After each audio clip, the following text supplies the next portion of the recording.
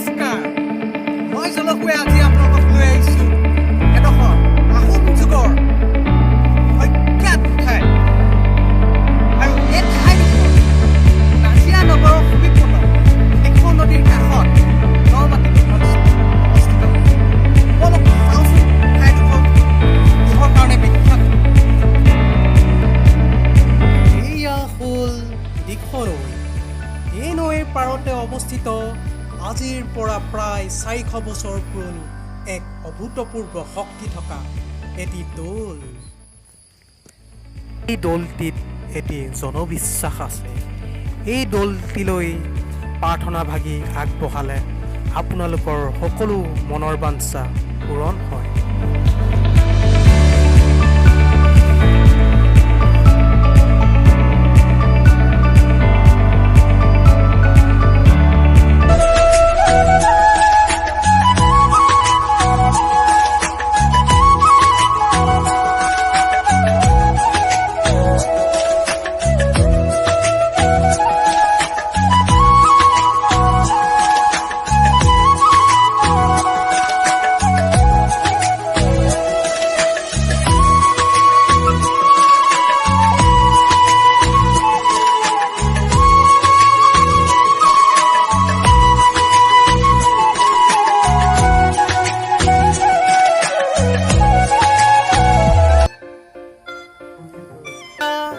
মই আহি উপস্থিত হ'লোঁ 400 বছৰ পুৰণি গৰখীয়া দৌল। এই দৌলটিত শিৱ দেৱতাক পূজা পাতল কৰাৰ বাবে মহেশ্বৰ দৌল বুলিও জনা যায়। দৌলটি নিৰ্মাণ কৰাইছিল আমাৰ স্বৰ্গদেউ প্ৰতাপ সিংহ। টাই ভাষাত তেখেতৰ নামটি চাওফা চুচেংফা।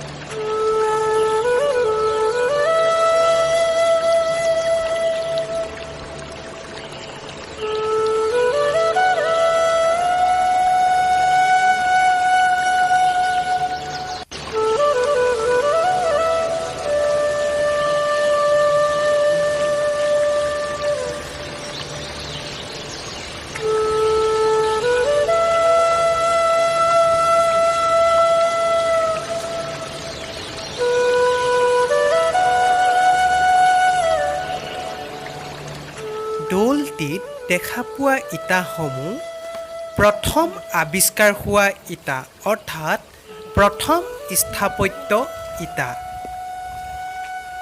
এই ঠাইডোখৰতে আগতে গৰখীয়াসকলে গৰু চৰাই জিৰণি লৈছিল। সেয়েহে এই দৌলটিৰ নাম থোৱা হ'ল গৰখীয়া দৌল।